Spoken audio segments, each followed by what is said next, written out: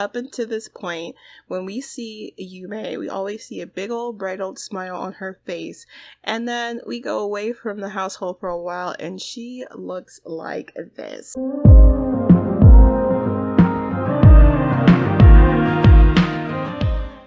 Hi everyone, it's Kechi, aka OBiGem. Welcome back to the channel.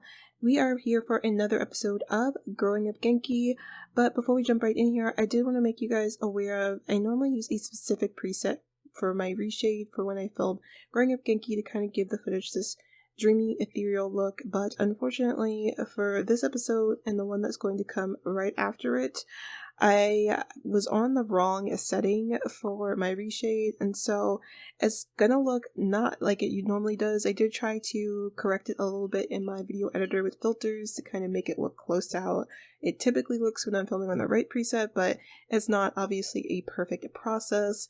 So there are going to be some scenes where it's going to look very overexposed, especially since the Hitoshi household has a lot of light colored walls in their home. So I just wanted to make you guys aware of that. And before I forget, please do submit your sims under the hashtag OBiGemSims if you're interested in having your sims pop up and Growing Up Genki or any of my other Let's Plays I have going on right now. I would love to have them, and if they have CC on, that is not a problem. I will just remake them or give them makeovers on my end. But without further ado, let's jump right into the episode. Hi everyone, it's Kechi, aka OBiGem. Welcome back to the channel. If you're new here, please do not forget to hit the subscribe button. Also hit the notification bell to be notified of all future videos. And if you like what you see, please do hit the like button so I gotta keep making content like this. So we are back with another episode of Growing Up Genki. And we are actually somewhere familiar that's different from the last episode. So as you guys remember from the last episode, we're at the Ito household because that is where Hana lives now that her and Kiyoshi are engaged. And the Ito family want to kind of, in a sense, groom her to be an effective fiance, future wife to their son.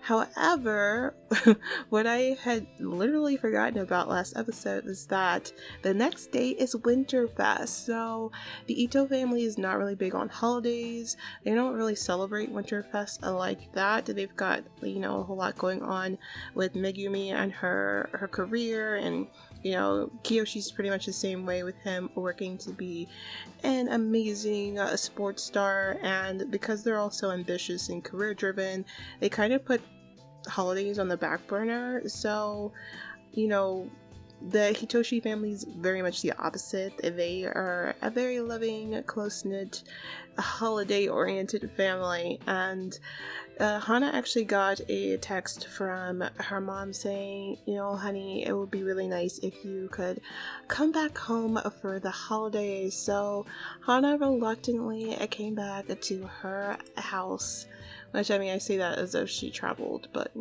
she doesn't live that far away. She's across the way. The Ito compound, where is it? It's over, it's over in that direction somewhere. We saw it last episode. I always forget. I think that in this, I don't know if that's it. You know what? It doesn't even matter. We are back home at the Hitoshi household, and as you can see, they do have their decorations up, and they have their whole traditions worked out. They're going to be, giving out gifts. Since Hana essentially moved out, they put their pilot gifts in here. They typically don't do the whole tree thing. That's very westernized for them, and they don't normally do that type of thing. And in that vein, they don't actually do the traditional, ham or turkey dinner for Winterfest either. If you guys don't know, in Japan, a lot of Japanese family for Christmas holiday, what they like to do is they like to actually order fried chicken. And it's really funny because it's based off of this weird kind of westernized advertisement propaganda where they kind of convince Japanese people that Americans eat fried chicken on the holidays. And even though, like, I'm pretty sure most of them know that, like, Americans don't actually do that, it kind of stuck with a lot of Japanese families. So, like, during the winter Christmas holidays, it's, like, really difficult to get fried chicken from takeout places. You kind of have to, like, order in advance to, you know, place your orders ahead of time to make sure you get your chicken if you're going to order out for it. But that is enough of the trivia. We are actually going to have Hana come in. She's kind of been outside playing with Kage because she and her dad are still kind of beefing, and she's like, I don't know if I really want to talk to dad right now, since, you know, the last time I saw him at the Ito household, he wasn't really trying to apologize for this whole situation, and like, it's just very awkward. And of course, like, Hiro, despite the fact that he's been worried about Hana at the Ito household, as you can see, he is looking mighty pissed off, and that's because the cold greeting that Hana gave him when he came over to the Ito household to check on him, or on her, like, really set him, it rubbed him the wrong way. Essentially, he's like, I don't understand. She is about to have a really great life with the Itos. Like, having a fiance like Hitoshi is, like, many girls would want that. She's kind of hit the jackpot with him, and she is not being very grateful. She's angry at me, and I don't understand. Like, back in my little village in town, like, a girl being set up with somebody like a Kiyoshi Ito would have been a dream come true, and she's just not. Look at him, he's like in her room, like, how am I supposed to make it through this holiday? Like, she's just being very disrespectful, and this is not the daughter I know her to be, so it's frustrating. But I'm actually just gonna have Hana come in. Oh, girl, we don't have time for the naps. She's gonna come in here and go ahead and fill the bowl and call Kagi to eat. And she's actually gonna go in and just kind of, like, look at her sister because, you know, she hasn't seen her since she left. And I know last episode I said she really misses her mom and her dad, but I also neglected to say that she also misses her little sister. She's like, you know, she was just born and I barely got to spend time with her at all. And, you know, it's been a minute. She's going to be growing up without me, and I don't know how I feel about that. So, you know, Hana is glad to be home in that sense, because she's all like, you know, the only person in this household who I have no reason to be mad at is this sweet little angel here, because she's done nothing wrong. And look at, oh, she totally woke up. Did I call her sister Kiyoshi? I'm gonna have to listen back to that post, but yes, look at her, she woke up Yukino. That's unfortunate. I'm gonna have her try and bounce her and just rock her back to sleep, since she legit just woke her sister up, so. Aww. Yukino is so cute. And I just love that, like, how much she genuinely just really loves her sister. Like, her sister is like the apple of her eye. But as you can see, all the stress that Hana's been dealing with Ito being moved into the Ito household, and, you know, the disagreement with her parents, it's been taking its toll on her face. She's completely broken out. She's just, you know, and, like, honestly, right now, she really just wants to talk to her mom about everything, because she's all like, I'm not so pleased with my mom right now either, but, like, I don't know, like, I'm feeling like I at the very least, feel like mom should understand what I'm going through. I just don't want to talk with dad and deal with, like, why he's not sorry about the grief he's really causing me. So I'm actually going to find out where Miss Yume is, so we could actually do that. But in the meantime, she can have her nap at the kotatsu table. I am going to get her out of her jacket, though, because, girl, we're on the inside now. We need you to wear regular clothes. So Hana's not too far away from the family house right now. Right when Hana came over to that household, Yume was actually out because, like I mentioned a few episodes past, Yume's been dealing with a little bit of the postpartum depression. She really, really wanted a baby boy, and not getting that has really messed with her. And she just feels like an absolute failure. And even though she really doesn't have a reason to be, Hiro's not mad at her for, having a daughter instead of a son. Like, he's happy to have any child and sees having any child as a blessing. So he's obviously not upset with her for that. But Yume has kind of put this undue burden on herself to do this for the family, to have a son, and now she feels like she's let the family down. She's determined to be, pregnant again, but she's not really been dealing well with the fact that she is going through postpartum depression. So, it's been her mood's been up and down. She has been really in a bad state. She hasn't been taking care of herself. She's really been having bad body image feelings about herself.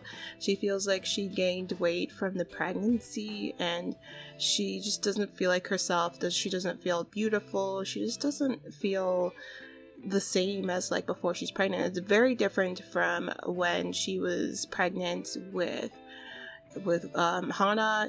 Her body bounced right back after having Hana. She didn't really deal with postpartum depression. They had Hana really soon after when they got married, so they were still in that lover's bliss from that. And it was just a different time for her. She's a little bit older now with Yuki now, and it's just she's trying to run to kind of clear her mind and make her feel better, and also to try and get back into shape, but she just feels like she just doesn't feel like herself. But honestly, I think that she still looks great. She put on just a little bit of baby weight, but honestly, again, she looks amazing still. She just doesn't feel it for herself. So I just feel really, really sad for her.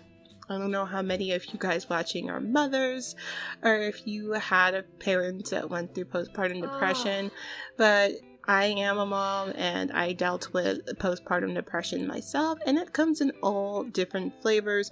Sometimes you can feel okay, and I feel like that's kind of where Yume is with her postpartum. She's feeling like she in her mind thinks she's okay. She's all it's natural that, I'm a little disappointed that I didn't have a son, and, what I'm feeling can't be related to that because, I'm taking care of the baby, we're trying to bond and have a relationship. I don't dislike the baby. I don't want the baby not to be here. And in her mind, she feels like postpartum depression means that, she shouldn't even want the baby around. She shouldn't even want to be around the baby. But honestly, postpartum depression is not always like that. It comes in so many different flavors, and it was that way with me. I had postpartum depression, and I didn't recognize it as postpartum right away because, I was completely devoted and doting on my son, and I didn't know that, the other feelings of me, not feeling like myself and kind of being in a slump was that. But sometimes that's what it is. But, I think it's going to get to a point where, Hiro's going to notice that something's not quite right with his wife, and I'm hoping when that time comes that Yume will be open to kind of talking with him about it, and possibly, look for ways to work through it, because, postpartum depression can be a real beast. And I just hope that she's able to overcome all of that and get better. It looks like Hiro's still up here avoiding his daughter. He's so mad. And you know what's funny? Hiro and Hana are so alike. All the stress of what he's going through with Hana has caused his face to break out too. They literally deal with their stress the same way. They break out.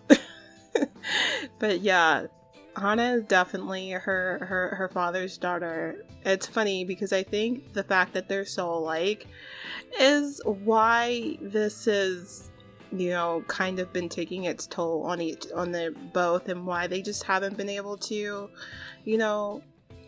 they haven't been able to come together and find a solution to their disagreement with each other, because, you know, sometimes when you're too alike with somebody, it's hard to kind of find a compromise or find a way for you guys to be better. But look, you know he loves his daughter, because he makes sure that he keeps his two best girls on his desk. There's Hana and there is Yume. So, you know, he loves this girl. He just doesn't know how to get better about things. It looks like he's thinking about work right now and about probably getting another promotion, because, you know, things have been going well, but I think he's really wanting to move up. He saw, you know, how things went with the Ito family as him on the upswing with everything, so he's like, look, I just need to keep moving up and up and up, especially since Yume has expressed wanting to try again to have another child, to have a baby. So he's definitely wanting to think through things. But yeah, Yume is definitely looking like she is just over it, and which is so unlike her, because I feel like up until this point, when we see Yume, we always see a big old bright old smile on her face, and then we go away from the household for a while and she looks like this. So my girl, I need for you to talk things through with your husband. But I'm actually going to have Hiro talk to Yume and just let him know how he's feeling, because, you know, he wants to kind of get his wife's opinion on, you know, how he should deal with what's going on between him and Hana. So Hiro's like, you know, what should I do about you or about Hana and I? Like, I feel like she kind of just has been disrespectful, and I know what to do about that. Like, Yume's all like, look, you guys just need to figure it out and talk things out. That's your daughter.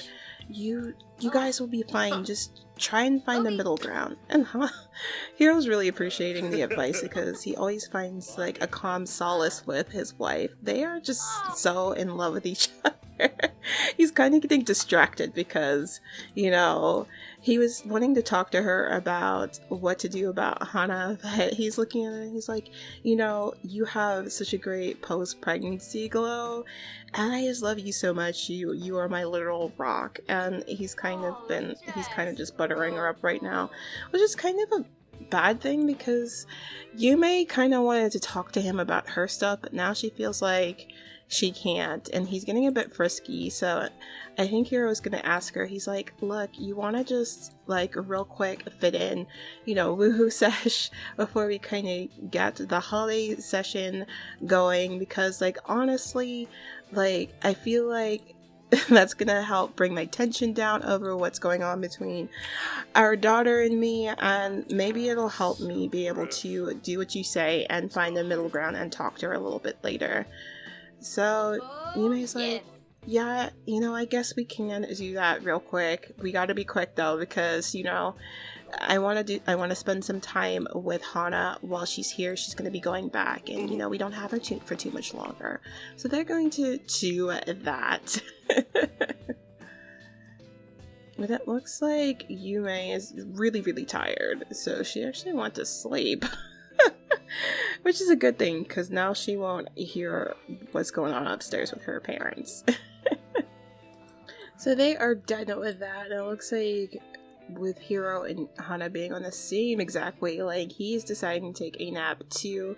But I think I'm going to go ahead and have Yume go ahead and get the Winterfest fried chicken dinner ready, so that they can all celebrate later and, you know, open some gifts. Yume didn't get to have that conversation with Hiro, but, you know, I think that she's gonna kind of put a pin in that and talk to him about it another time, because it feels like everything she tries to do to kind of feel better about how she's been feeling since after baby hasn't exactly been working.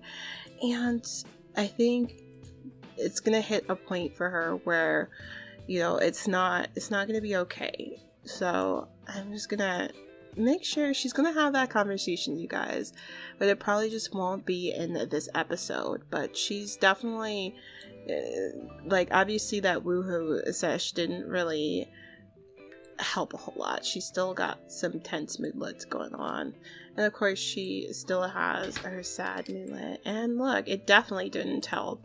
Like, it definitely didn't do the trick because, look, she didn't even get satisfied from that woohoo.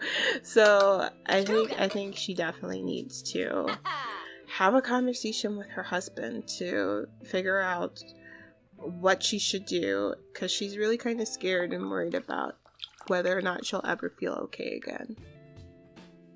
So that is it for part 1 of this episode. Let me know down in the comments section down below what you think the rest of the holiday is going to transpire as. Do you think that Hana's going to be able to come and make amends with Hiro, or do you think things are going to get much worse?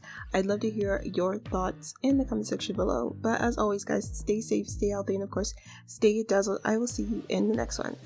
Bye. But look who's left.